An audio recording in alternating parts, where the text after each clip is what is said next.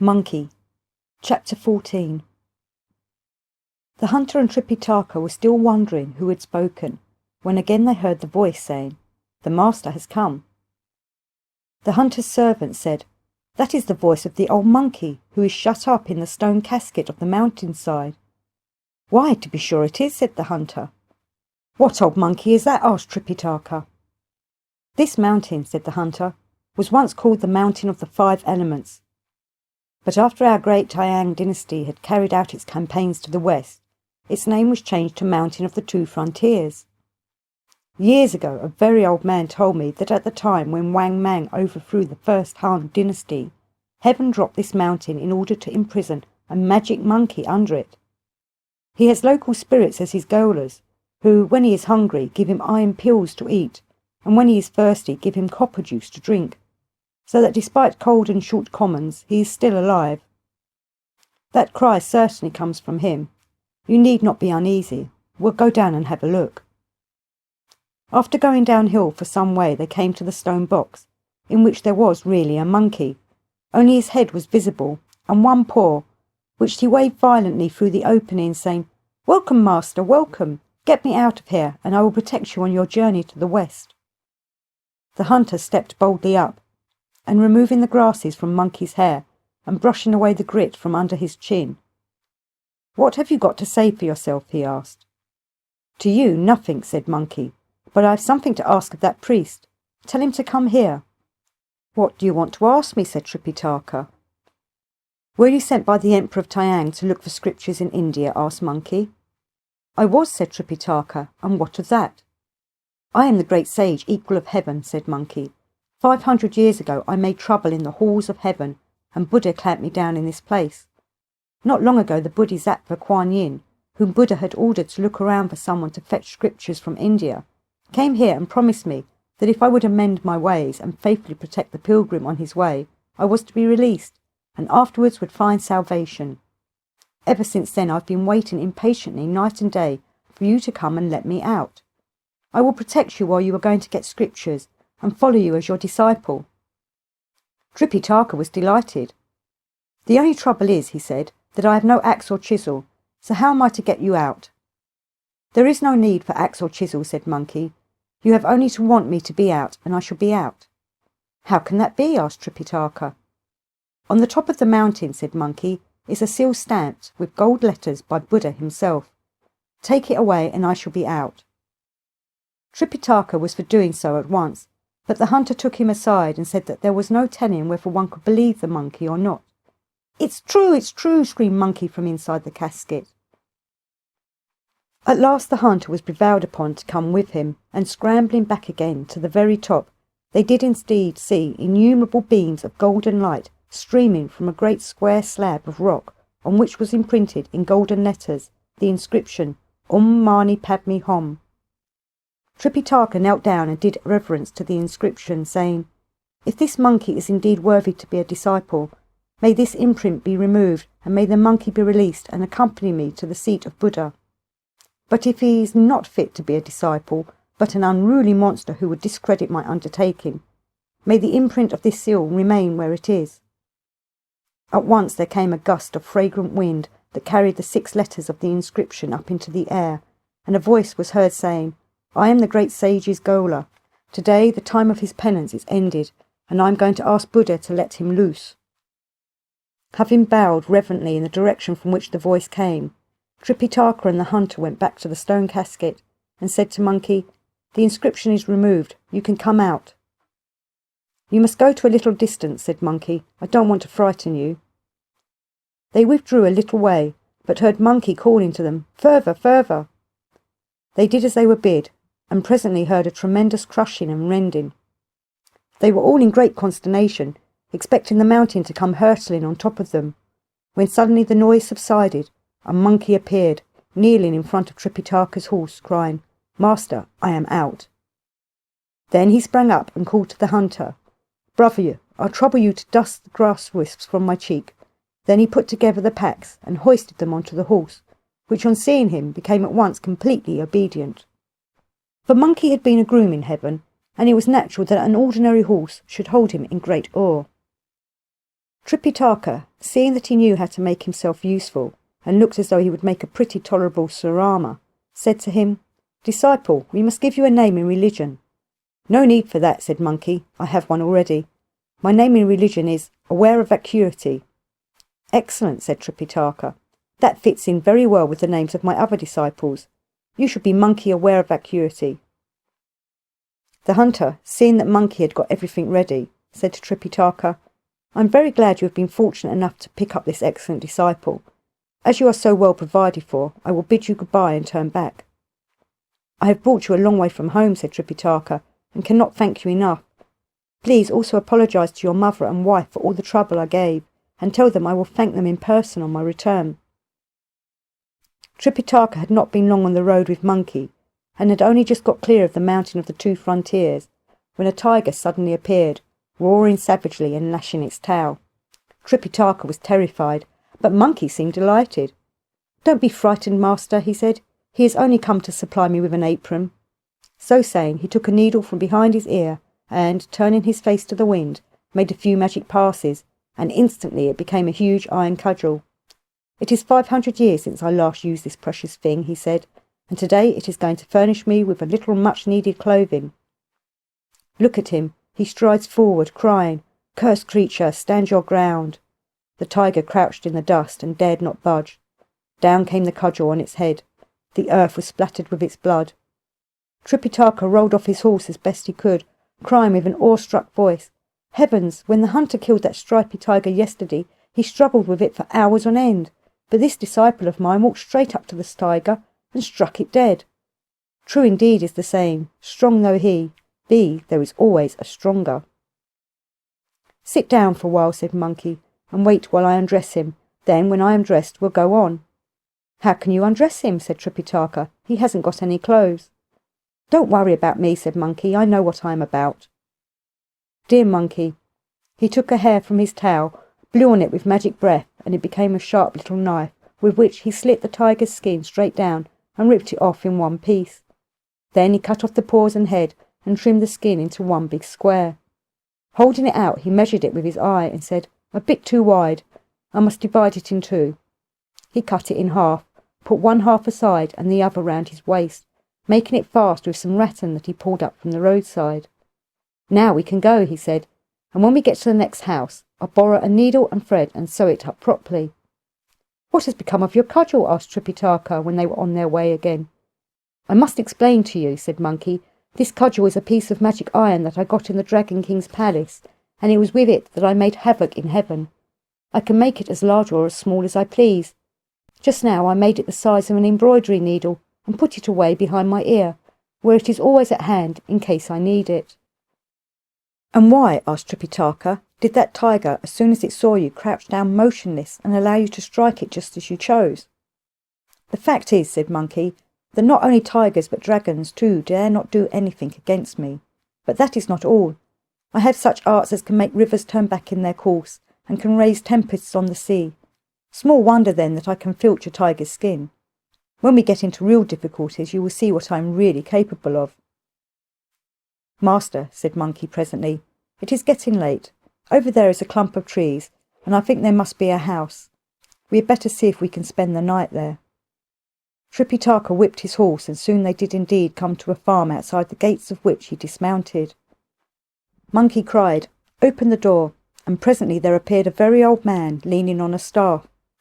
Muttering to himself, he began to push open the door, but when he saw Monkey, looking, with the tiger skin at his waist, for all the world like a thunder demon, he was terrified out of his wits, and could only murmur, "There's a devil at the door. Sure enough, there's a devil." Tripitaka came up to him just in time to prevent him hobbling away. "Old patron," he said, "you need not be afraid. This is not a devil, it is my disciple." Seeing that Tripitaka at any rate was a clean-built, comely man, he took comfort a little and said, "I don't know what temple you come from, but you have no right to bring such an evil-looking fellow to my house." "I come from the court of Tyang," said Tripitaka, "and I am going to India to get scriptures. As my way brought me near your house, I have come here in the hope that you would consent to give me a night's lodging. I shall be starting off again tomorrow before daybreak." "You may be a man of Tyang," said the old man, "but I'll warrant that villainous fellow is no man of Tyang." "Have you no eyes in your head?" shouted Monkey. "The man of Tyang is my master. I am his disciple, and no man of Tyang, or Sugar Man, or Honey Man either. I am the great sage, equal of heaven. You people here know me well enough, and I have seen you before." "Where have you seen me?" he asked. "Didn't you, when you were small, cut the brushwood from in front of my face and gather the herbs that grew at my cheek?" "The stone monkey in the stone casket," gasped the old man. "I see that you are a little like him, but how did you get out?" Monkey told the whole story, and the old man at once bowed before him and asked them both to step inside. "Great sage, how old are you?" the old man asked when they were seated. "Let us first hear your age," said Monkey. 130, said the old man. "Then you were young enough to be my great-great-grandson at least.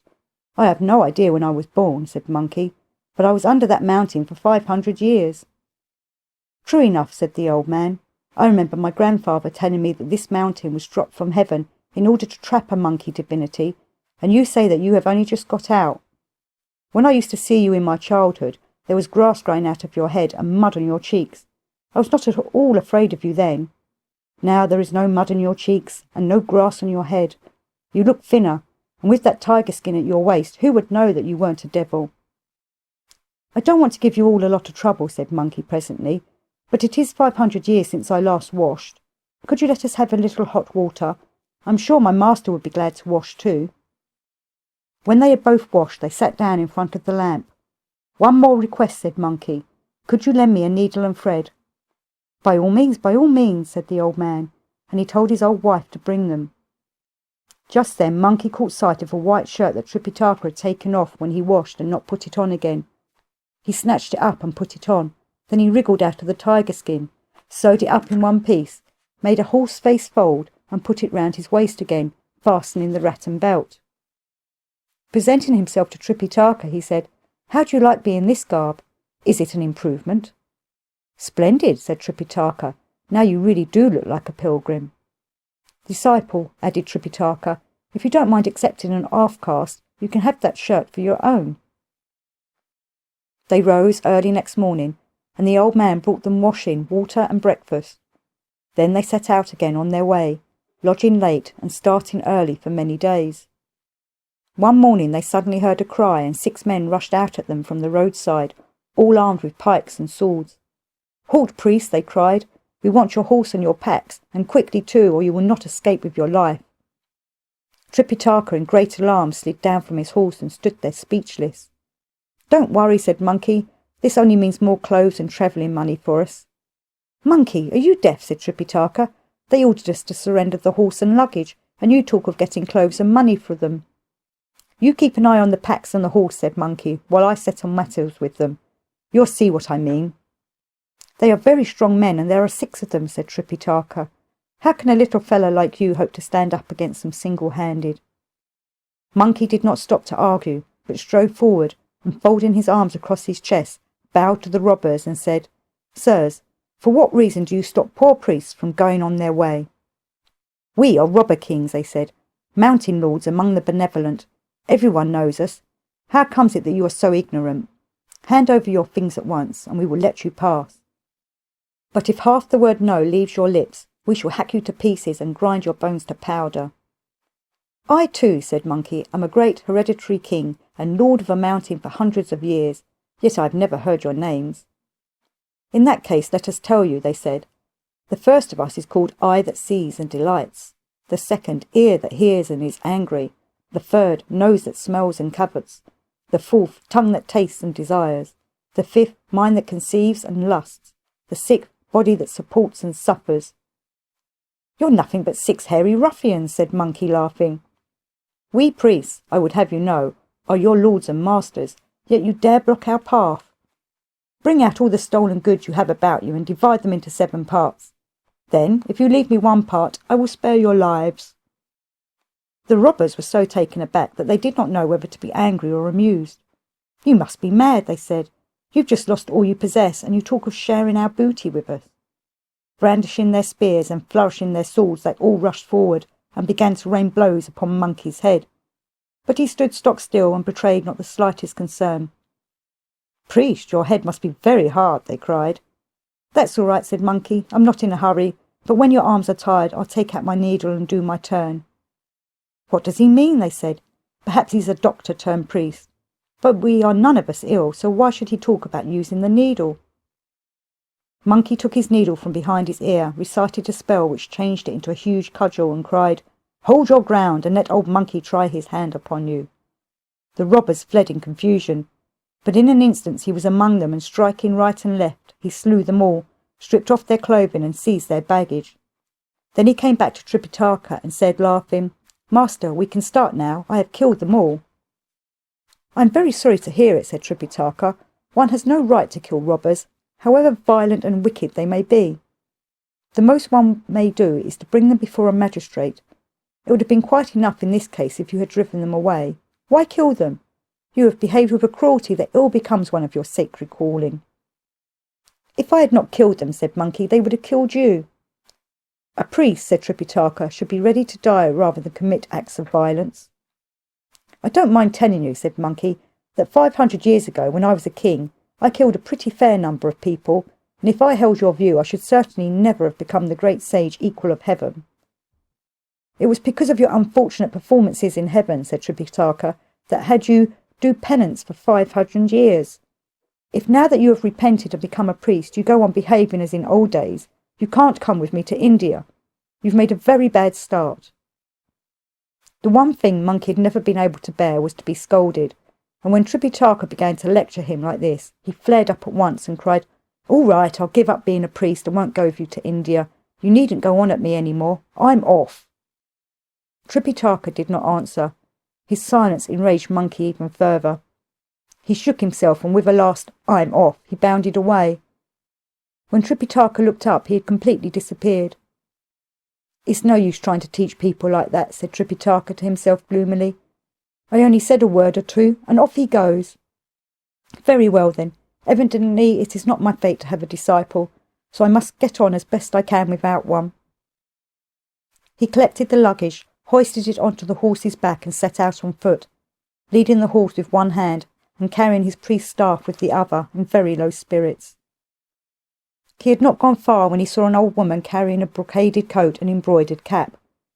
As she came near, Tripitaka drew his horse to the side of the road to let her pass. "Where are you off to all alone?" she asked.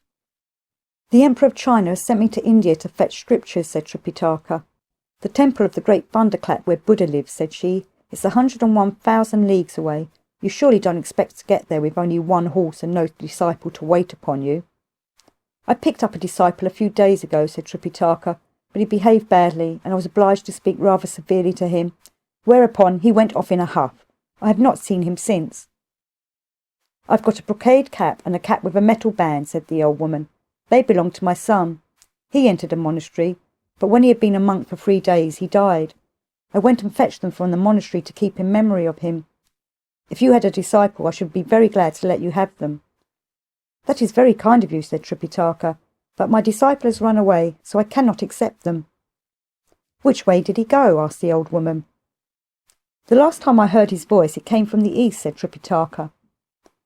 "That's the way that my house lies," said the old woman. "I'll expect he'll turn up there. I've got a spell here which I'll let you learn, if you promise not to teach it to anybody. I'll go and look for him and send him back to you. Make him wear this cap and coat. If he disobeys you, say the spell, and he'll give no more trouble and never dare to leave you." Suddenly the old woman changed into a shaft of golden light which disappeared towards the east. Tripitaka at once guessed that she was the Bodhisattva Kuan Yin in disguise. He bowed and burned incense towards the east. Then, having stored away the cap and coat, he sat at the roadside practising the spell. After Monkey left the master, he somersaulted through the clouds and landed right in the palace of the Dragon King of the Eastern Ocean. "I heard recently that your penance was over," said the dragon, "and made sure you would have gone back to be a king in your fairy cave." "That's what I am doing," said Monkey, "but to start with I became a priest." "A priest?" said the dragon. "How did that happen?" "Kuan Yin persuaded me to accompany a priest of Taiyang," said Monkey, "who is going to India to get scriptures, so I was admitted to the order." "That's certainly a step in the right direction," said the dragon. "I'm sure I congratulate you. But in that case, what are you doing here in the East?" It comes of my master being so unpractical, said Monkey. We met some brigands, and naturally I killed them. Then he started scolding me. You may imagine I wasn't going to stand that, so I left him at once, and am going back to my kingdom. But I thought I would look you up on the way and see if you would give me a cup of tea. When he had been given his cup of tea, he looked round the room and saw on the wall a picture of Chang Liang offering the slipper. Monkey asked what it was about. You were in heaven at the time, said the dragon, and naturally would not know about it. The immortal in the picture is Huang Shi Kung, and the other figure is Chang Liang. Once, when Shi Kung was sitting on a bridge, his shoe came off and fell under the bridge. He called to Chang Liang to pick it up and bring it to him. Chang Liang did so, whereupon the immortal at once let it fall again, and Chang Liang again fetched it. This happened 3 times, without Chang Liang showing the slightest sign of impatience. Huang Shi Kung then gave him a magic treatise, by means of which he defeated all the enemies of the House of Han, and became the greatest hero of the Han dynasty. In his old age he became a disciple of the immortal Red Pine Seed, and achieved Tao. Great sage, you must learn to have a little more patience, if you hope to accompany the pilgrim to India and gain the fruits of illumination. Monkey looked thoughtful.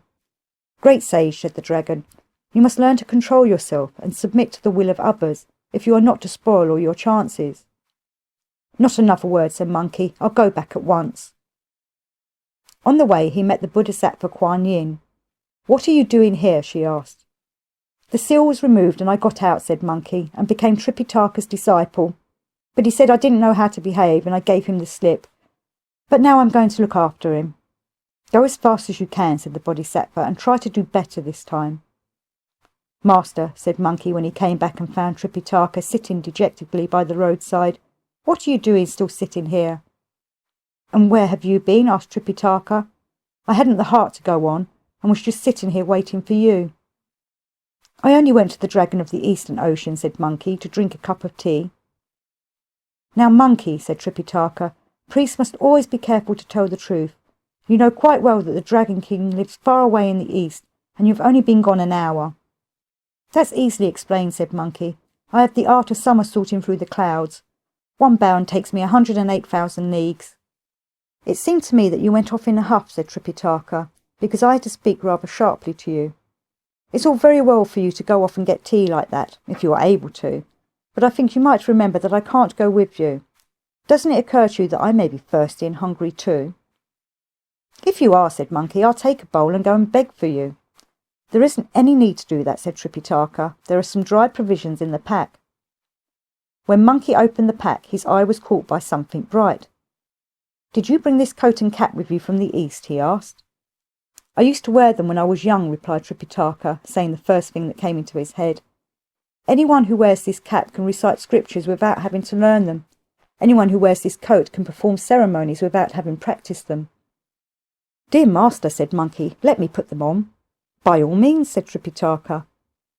Monkey put on the coat and cap, and Tripitaka, pretending to be eating the dried provisions, silently mumbled the spell. My head is hurting, screamed Monkey. Tripitaka went on reciting, and Monkey rolled over on the ground, frantically trying to break the metal fillet of the cap.